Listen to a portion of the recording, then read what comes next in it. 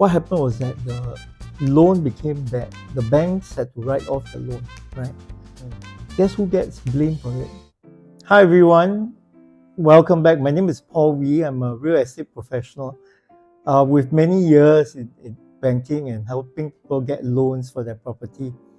Also importantly, planning what are the next steps to do with their property journey. So I want to welcome Farhan back, who's been somewhat busy looking around at properties, and I thought since he has questions, I invited him here to speak further.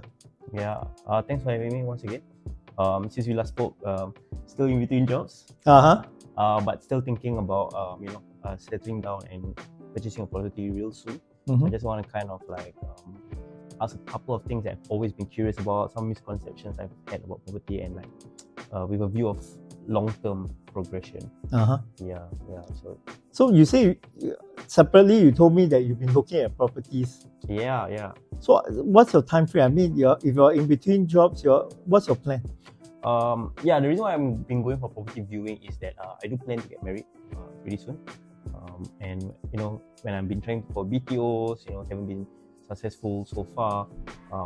I would say that I would want to get a house right after I get married, because we want to move in as soon as possible. Mhm. So the timeline I would say would be a bit squeezed. But the only issue is while I do have had I have had savings throughout, but the issue when you have a job versus when you don't have a job. Things with regards to home loans. How do you go about that? Okay, so we talked about some of the issues that Farhan was looking at in a previous video. So check it out. It's somewhere in the list below. That take a look at it. But I think you've been looking. So what kind of properties have you looked at, and what are your thoughts around it? Of course, the most straightforward one would be a resale, a HDB flat. But I am curious to know, with my most recent income, whether I would qualify for a condo, because sometimes a private property feels very out of reach, especially if you're a first-time home buyer. I just want to know what is the affordability that you will require to possibly, if I want to consider private property as well. So we won't work this now. Hopefully not from everyone.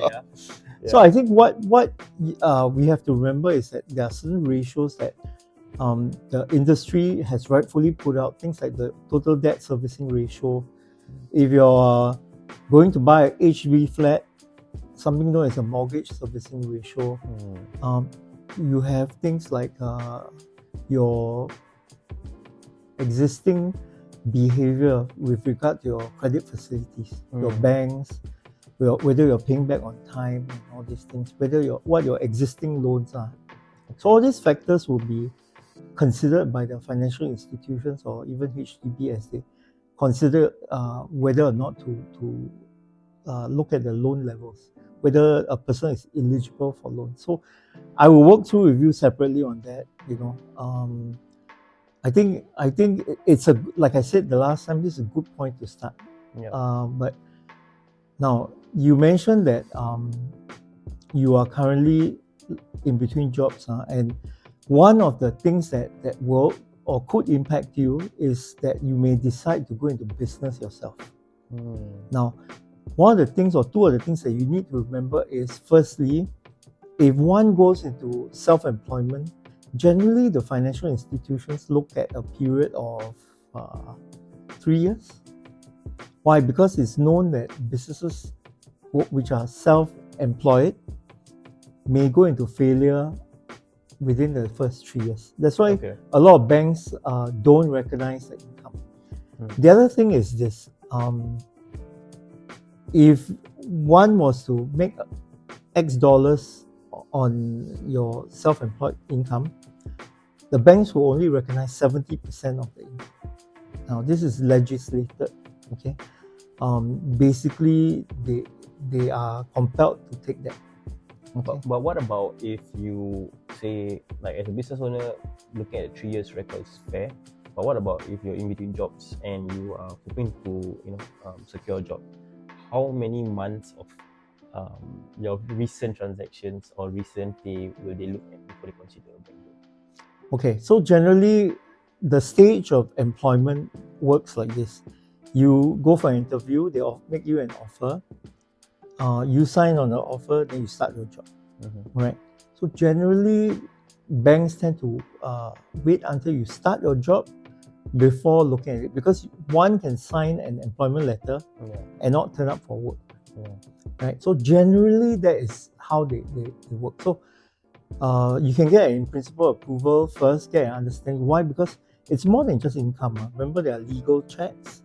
For example, a trap that a lot of people get caught in, which I personally had to solve for the client, is that a client had stood guarantor for his good friend, and the good friend had absconded, run away, and not lived up to the loan obligations. So the poor client was obligated to pay back. Oh, wow. And because there was ding dong, what happened was that the loan became bad. The banks had to write off the loan, right? Guess who gets blamed for it? The person who is the guarantor. Ultimately, the case was settled, but what happened was that there was a lot of stress that the client had to go through. So it's important to put your name through and get an in-principle approval, right? Even if you don't at that point in time know, because then you get time to solve the problem. Sure. Right? I think that's really important.